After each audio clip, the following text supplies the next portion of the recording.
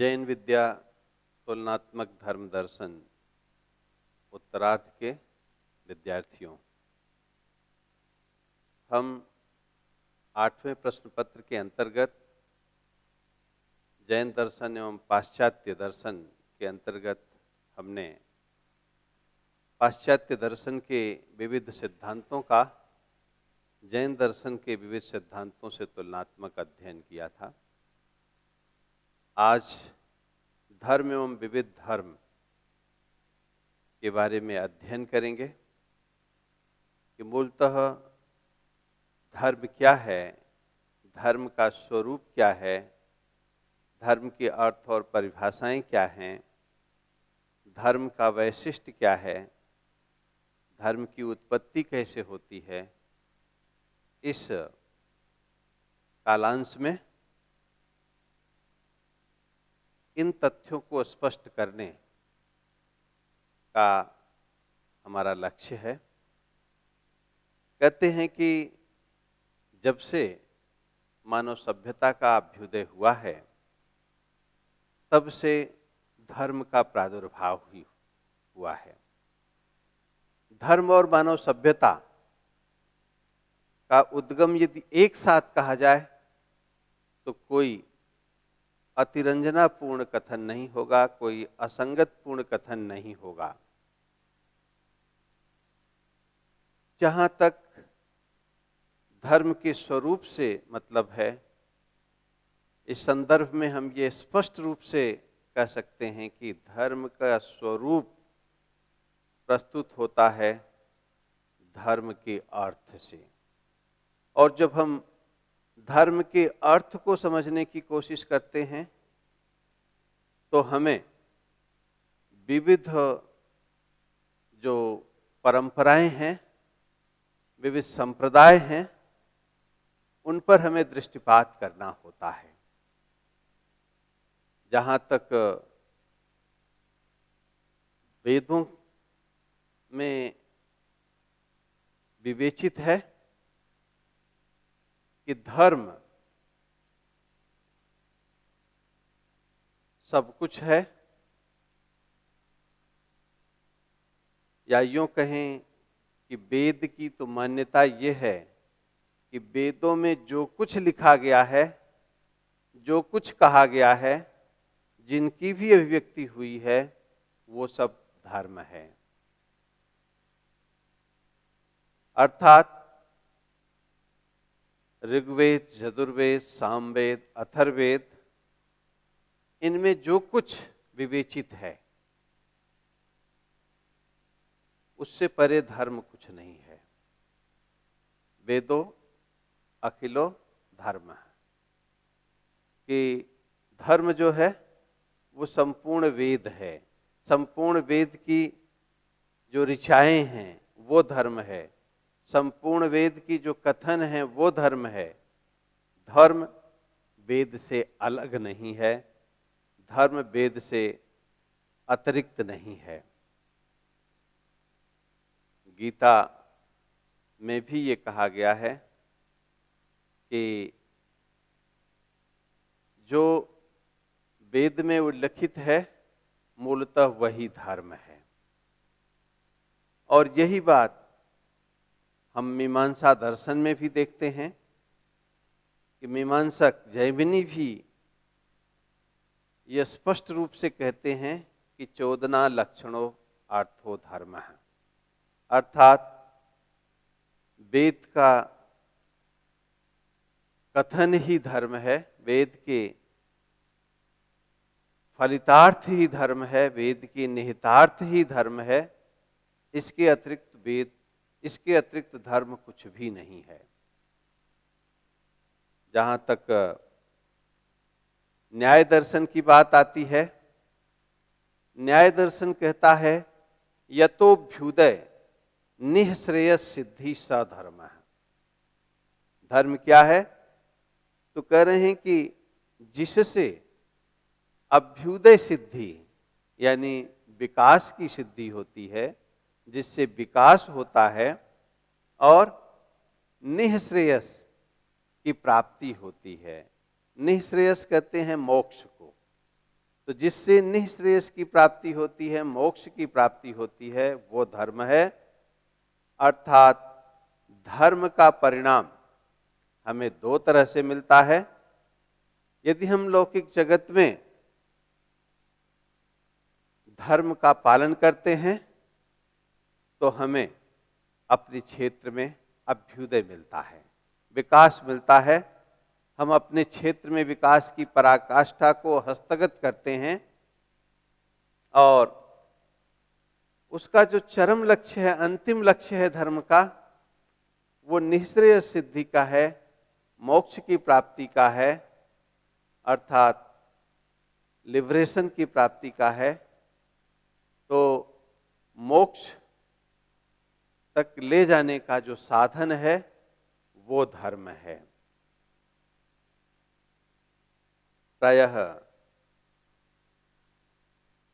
धर्म, अर्थ, काम, मोक्ष की बात की जाती है वैदिक परंपरा में।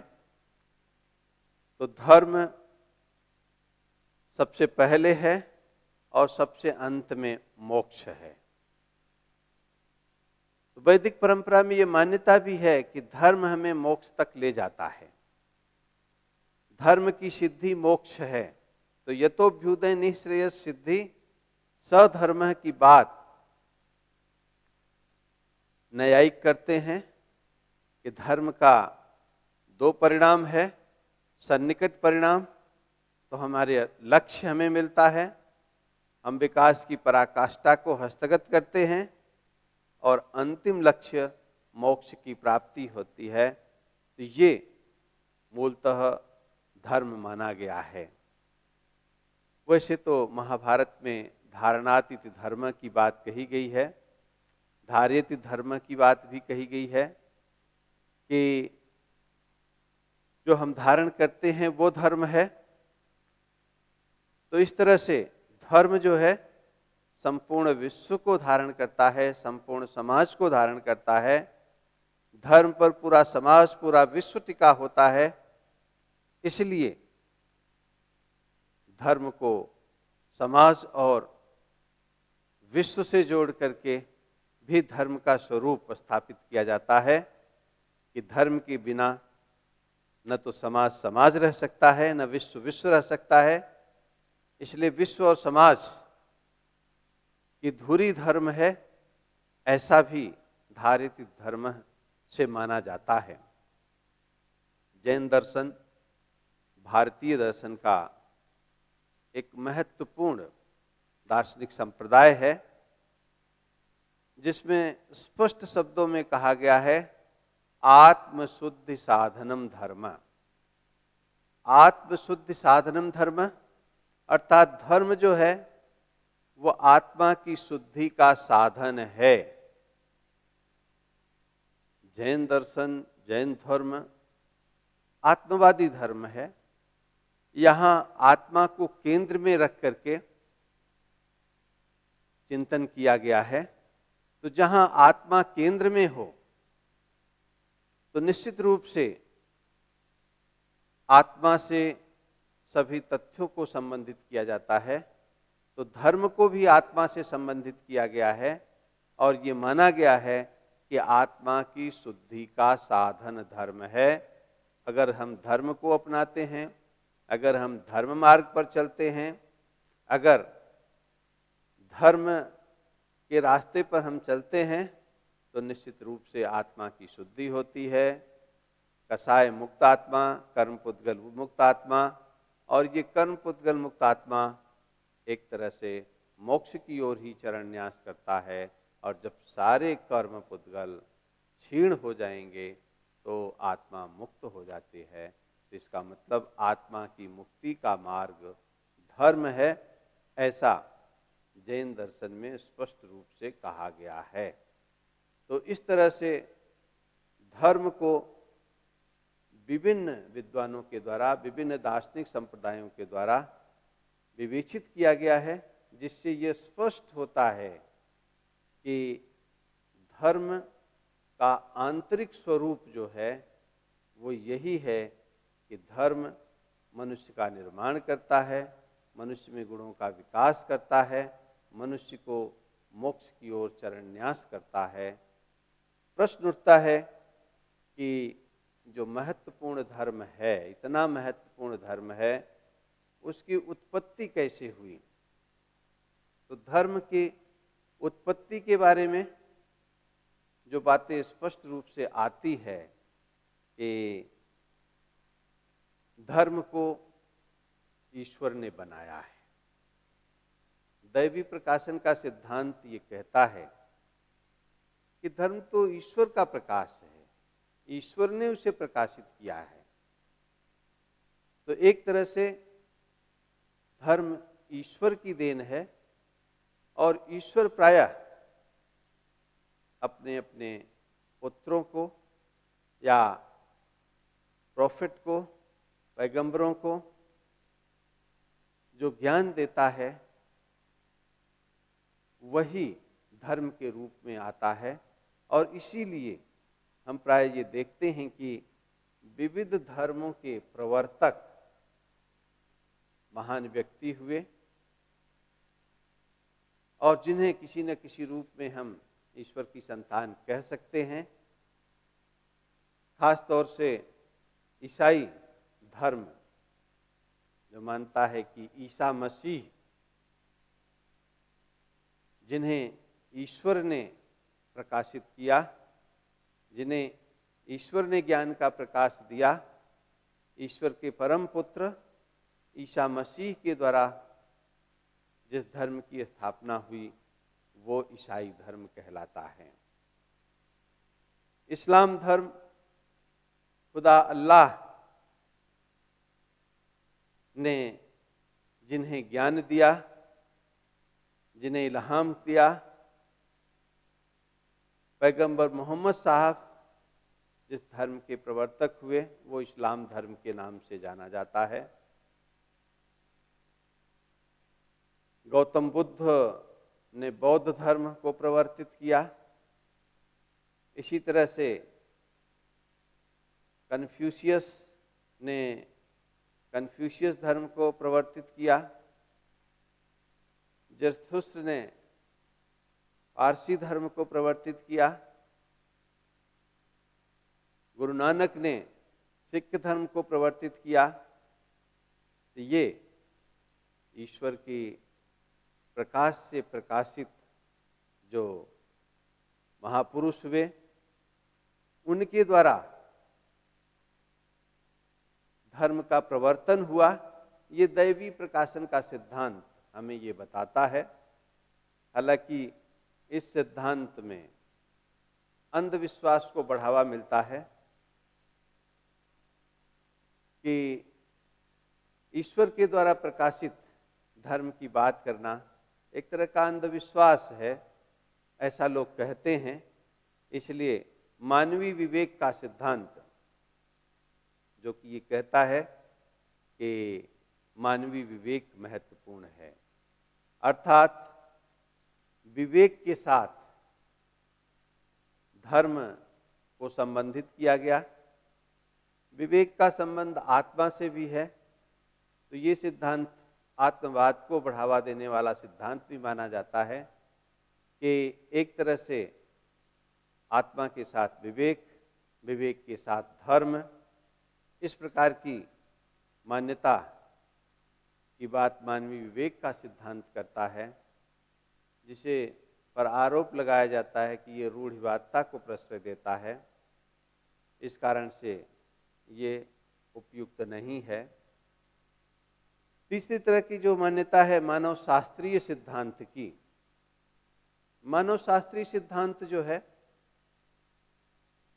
इसमें अनेक प्रकार की मान्यताएं हैं। एक मान्यता तो आत्मा की सिद्धांत की है कि आत्मा है इसलिए धर्म है। दूसरा सिद्धांत आत्मा की अमरता से जुड़ता है। यानी मानव शास्त्रीय सिद्धांत में कई तरह की मान्यताएं हैं, कई तरह के सिद्धांत देखने को मिलते हैं और उस मानव शास्त्रीय सिद्धांत के अंतर्गत आत्मा के माध्यम से हम धर्म को मानते हैं, आत्मा है तो धर्म है, और चूंकि आत्मा यत्र तत्र सर्वत्र है, इसलिए प्रकृति की भी पूजा होती है, इसलिए पेड़ पौधों की पूजा होती है, जल की पूजा होती है, पीपल की पूजा होती है।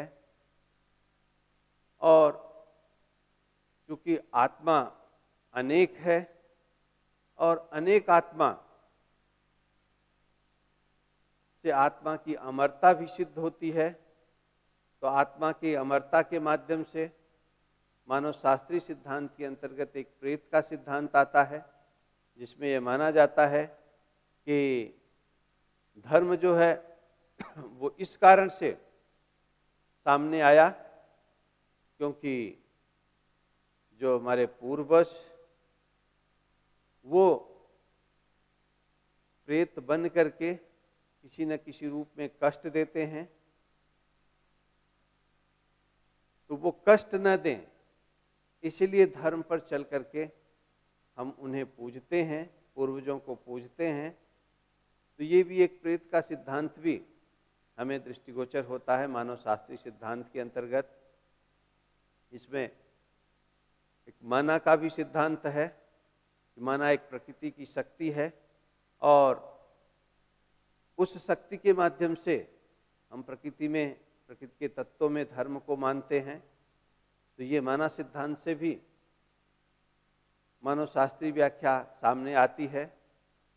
एक जादू का सिद्धांत माना जाता है कि धर्म से जो चमत्कार होते हैं वो जादू के माध्यम से स्पष्ट होते हैं। तो धर्म में बहुत सारे चमत्कार देखने को मिलते हैं। जब व्यक्ति धर्म के मार्ग पर चलता है तो उसे बहुत सारी सिद्धियां भी होती हैं, बहुत सारे चमत्कार सामने दृष्टिगोचर होते हैं।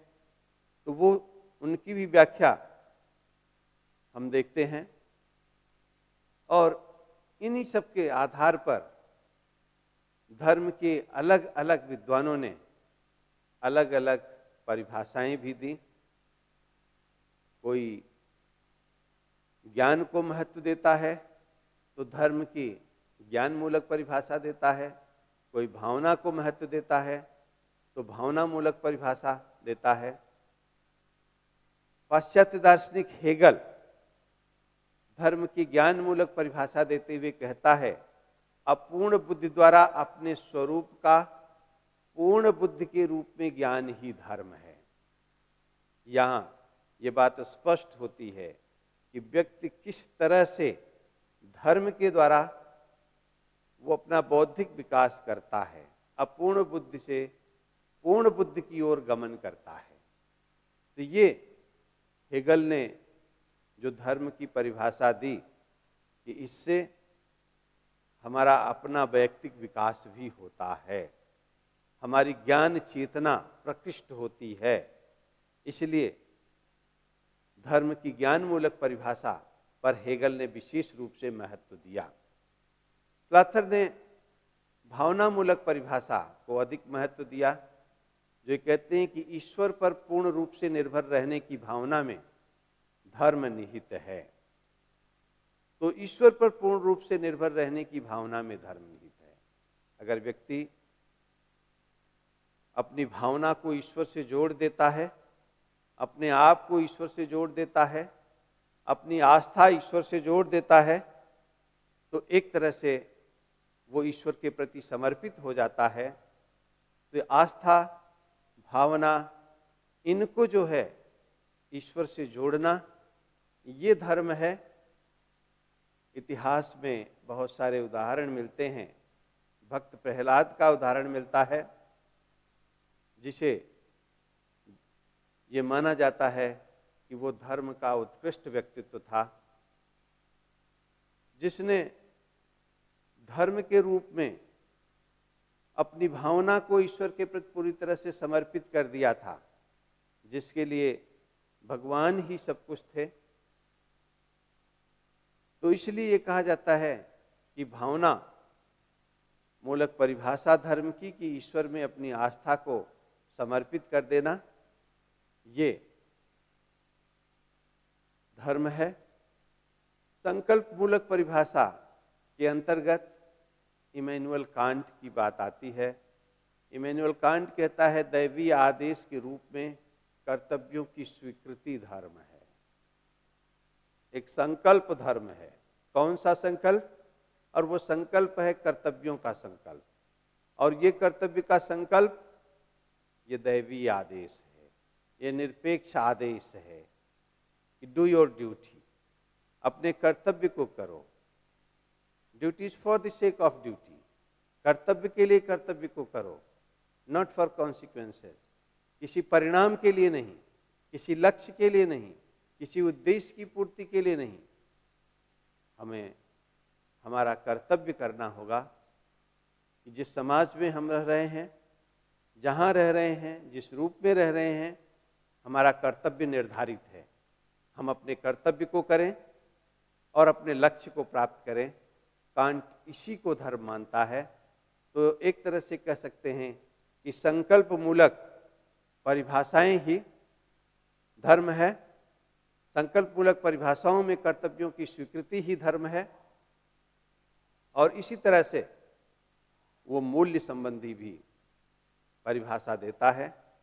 मूल्य संबंधी परिभाषा के अंतर्गत वो कहता है कि समस्याओं के बीच मानसिक शांति का मार्ग धर्म है। If you want to mental peace, तो you should go, you should follow religion. अगर आप मानसिक शांति चाहते हैं, अगर आप शांति के पथ पर अग्रसर होना चाहते हैं, तो आपको धर्म के पथ पर चलना होगा। तो धर्म हमें मानसिक शांति की ओर ले जाता है। ये मूल्य संबंधी परिभाषा कि हम अपने आप को विकसित करें, अपने मनस को विकसित करें और मानसिक शांति को प्राप्त करने का माध्यम धर्म है, ऐसा प्लेटो मानता है। प्लेटो जो ग्रीक चिंतक था, यूनानी दार्शनिक था, वो साफ शब्दों में ये कहता है कि धर्म तो मानसिक शांति का मार्ग है। तो ये जो धर्म की विविध परिभाषाएं ये सिद्ध करती हैं कि धर्म का आंतरिक स्वरूप है। धर्म हमारे अंतः को प्रकाशित करता है, हमारे अवगुणों को दूर करता है, हमें गुण की ओर ले जाता है। तो ये ज्ञान मूलक परिभाषाएं, भावना मूलक परिभाषाएं, संकल्प मूलक परिभाषाएं, मूल्य संबंधी परिभाषाएं हमें इसी दिशा में अग्रसर करती हैं। लेकिन धर्म की समाजशास्त्री परिभाषा भी है जो ये कहता है कि धर्म का केवल आंतरिक महत्व भी नहीं है, धर्म का बाह्य महत्व भी है। धर्म का बाह्य महत्व है, धर्म पर समाज टिका हुआ है, धर्म पर विश्व टिका हुआ है। दुर्कीम कहते हैं कि धर्म पवित्र वस्तुओं के संबंध में विश्वासों एवं व्यवहारों की समग्र प्रणाली है। कैसे समाज में हम व्यवहार करें, कैसे समाज में हम विश्वास अर्जित करें, ये हमें धर्म बताता है। मैं यहां एक प्रसंग प्रस्तुत करना चाहूंगा कि जब द्रोणाचार्य कौरवों के सेनापति बने तो पांडवों में हलचल हुई कि गुरु द्रोण को रास्ते से कैसे हटाया जाएगा। तो ये बात सामने आई कि हर पिता का प्रिय उसका पुत्र होता है, तो अगर पुत्र के मरने की खबर फैला दी जाए, अगर पुत्र के मरने की खबर फैले और पिता के कानों तक पहुंचे, तो पिता शोक से विह्वल हो जाएंगे और ऐसी स्थिति में उन्हें रास्ते से हटाया जा सकता है। तो तभी भीम अश्वस्थामा नाम की एक हाथी का वध करके आए और कहा कि अब इनके मरने की खबर फैला देते हैं। प्रश्न उठा कि कौन कहेगा? तो बात आई, भीम ने कहा मैं कहूंगा, अर्जुन ने कहा मैं कहूंगा। तो कृष्ण ने उत्तर में ये कहा कि तुम्हारी बात का विश्वास कौन करेगा? यदि ये बात धर्मराज युधिष्ठिर कहते हैं तो ही विश्वास किया जा सकेगा। कहने का मतलब कि धर्म जो है ये विश्वास और व्यवहार की एक समग्र प्रणाली है कि धर्म के मार्ग पर चलते हुए युधिष्ठिर ने विश्वास अर्जित किया था। धर्म को व्यवहार में अपना करके उन्होंने विश्वास अर्जित किया था, और न केवल विश्वास अर्जित किया बल्कि धर्म के प्रतीक बन गए थे, धर्मराज युधिष्ठिर बन गए थे। तो इसलिए कह सकते हैं कि धर्म की समाजशास्त्री परिभाषा के अंतर्गत धर्म विश्वासों और व्यवहार की समग्र प्रणाली है।